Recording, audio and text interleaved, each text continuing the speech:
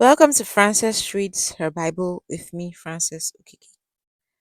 I've been enjoying the book of Samuel, but I know it's important I come and tidy up the book of Ruth.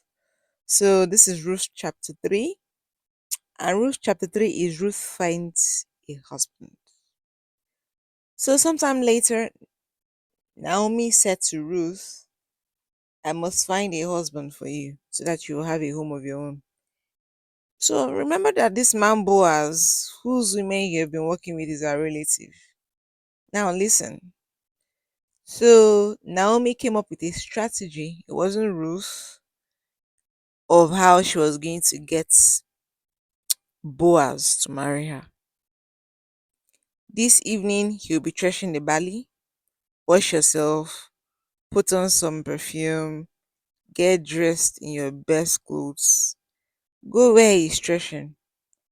Don't let him know you are there until he has finished eating and drinking.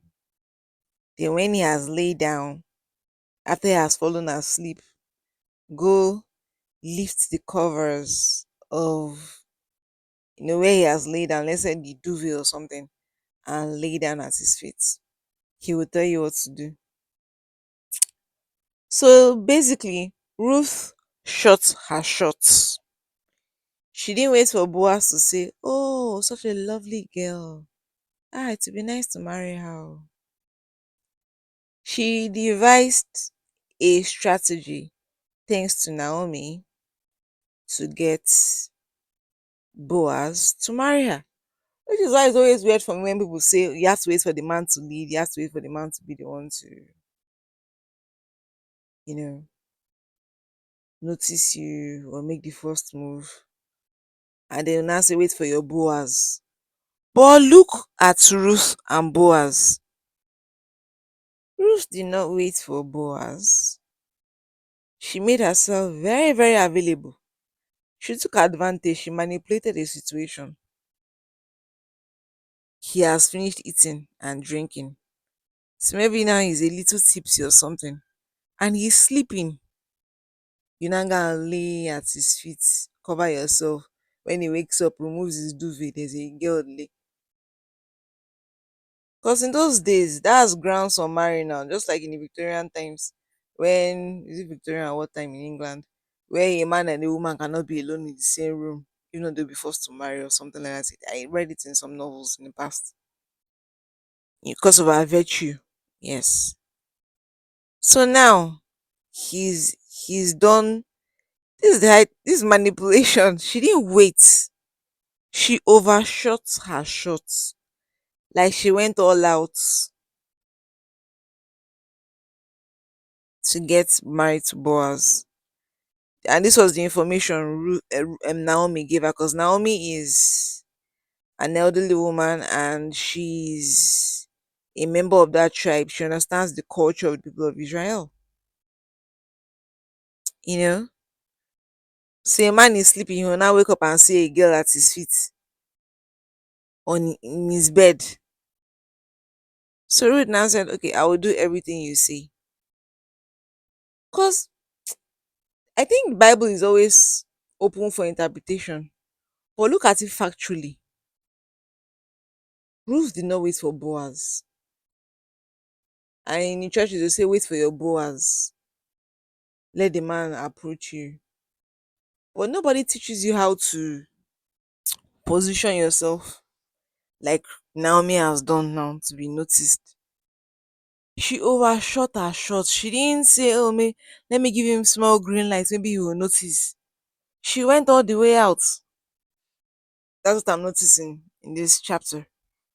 So, anyways, Ruth said I'll do everything. So Ruth went to the threshing place, did what her mother-in-law told her to do. When Boaz had finished eating and drinking, he was in a good mood. He went to the pile of barley, lay down to sleep.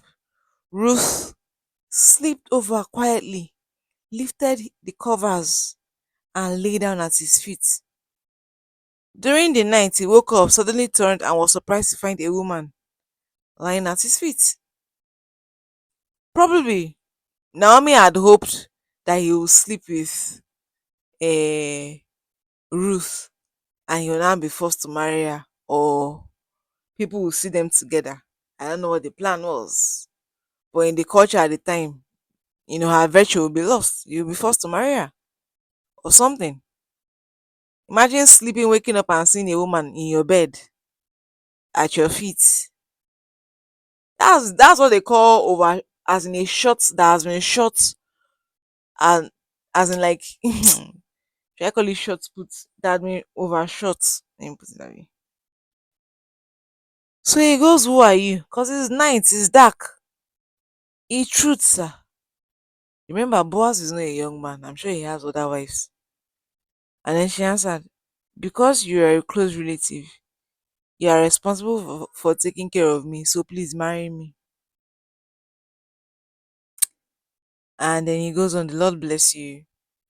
You are showing even greater family loyalty." Because this is the way Ruth can serve the family. If Boaz had slept with Ruth, she would give birth, and the child would belong to the family of Naomi. You know, so the Lord God bless you. You are showing even greater family loyalty in what you're doing.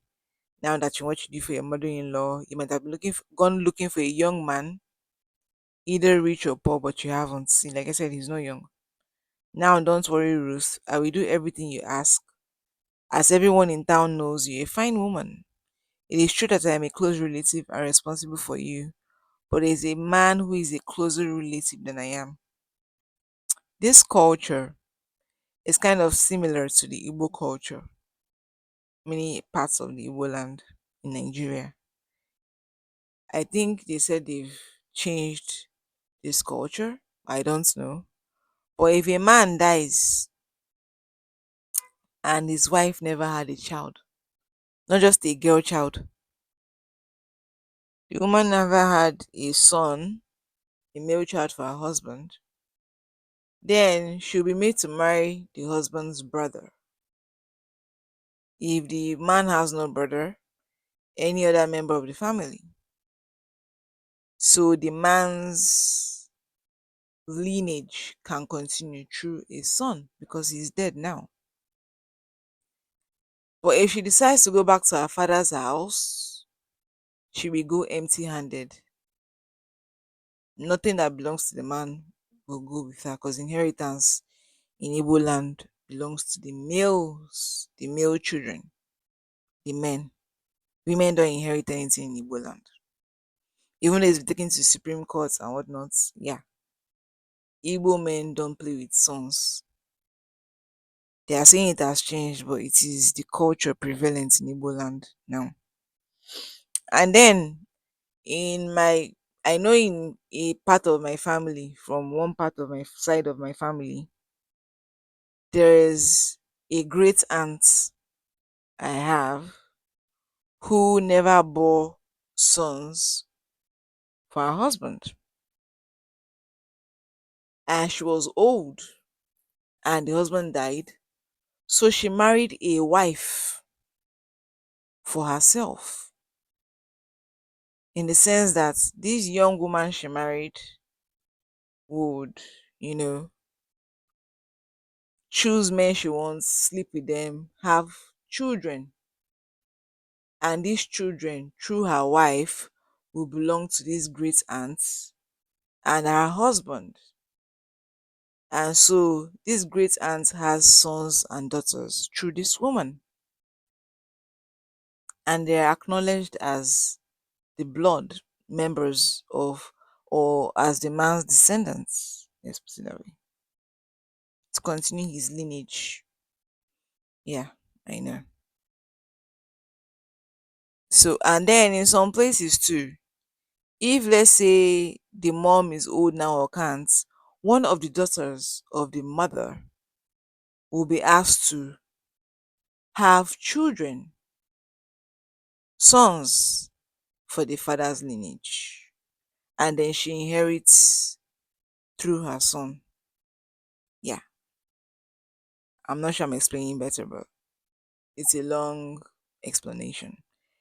Anyway, so that's what's happening here. And Boaz is like, there's a closer relative, meaning maybe Elimelech has a brother or a cousin that is closer by blood than Boaz. That's what's happening here. So he tells us, stay here the rest of the night, and in the morning, we'll find out whether or not he will take responsibility for you. If so, well and good. If not, then I swear by the living Lord that I will take the responsibility. Now lie down and stay here till morning.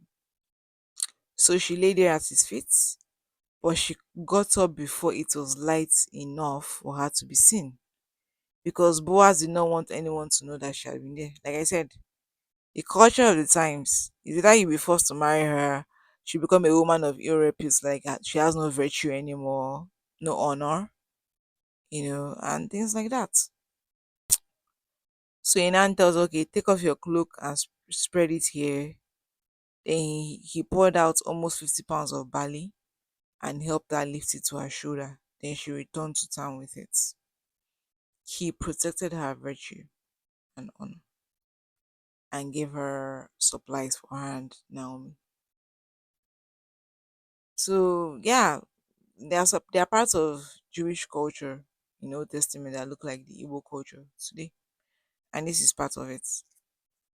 You know. So now he's going to go. I'm not going to do the last chapter. That's chapter 4.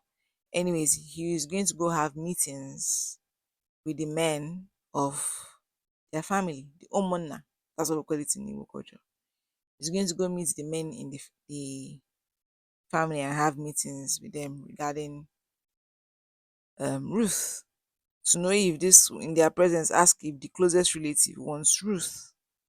Because if you get Ruth, you get all the inheritance of Elimelech, all the lands, everything, everything. But if you don't want Ruth, you can't get that, and you have to produce for the lineage. Remember, like I said, sons are important, so Elimelech's lineage will continue. So when she arrived home, her mother-in-law asked her, "Okay, how did you get along, daughter?" Then Ruth told her everything Boaz had done and added, "He told me I must not come back to you empty-handed, so he gave me all this barley." Then Naomi said to her, "Now be patient, Ruth, until you see how this all turns out. Boaz will not rest today until he settles the matter." She's attractive, he wants her to. Remember, he's a rich man, so it's not like he needs Elimelech's property. Anyways. So in the next chapter, he asks, and the man says no, he doesn't want. So the man takes off his shoe and gives it to Boaz in presence of everyone. So Boaz marries Ruth and they have children. But the first son is called Obed. So Boaz and Ruth had Obed, and Obed had Jesse, and Jesse had David. Remember, I said Jesus came from this lineage. Yes, very important. So if Ruth had not followed her mother in law home, there would have been no Obed. That would have given birth to Jesse. That would have given birth to David, who is a man after God's heart. Just see how things work out. Like I say, Ruth did not wait for Boaz to notice her. Ruth shot the shot. It was not a green light, it was a green flag, or should I say green banner, that she entered the man's bed, wore her best clothes, applied perfume, waited for the right moment for him to have eaten, maybe a little tipsy because he had drank, and he was in a good mood. And she entered his bed. I'm not saying people should enter people's bed, but I'm just saying, why do they always say wait for your Boaz? Ruth did not wait, she shot her shot. She saw what she wanted and they shot the shots. She and Naomi. Anyways, so after shooting her shots, it was now left for Boaz to either accept or reject. And he accepted. Ruth and Naomi, they were fearless. They made moves. Anyways, as always in my thoughts, I'm just saying it as it is. It's very obvious here. That's what happened. But yeah, in church is wait for your Boaz will come up, your Boaz will. So if Ruth had not shot her shot and made the first move, there would have been no Obed, no Jesse, no David through that lineage. And David is a tribe of, as in Jesus came out through that tribe, that lineage. Our Lord Jesus Christ did. As always, are my thoughts.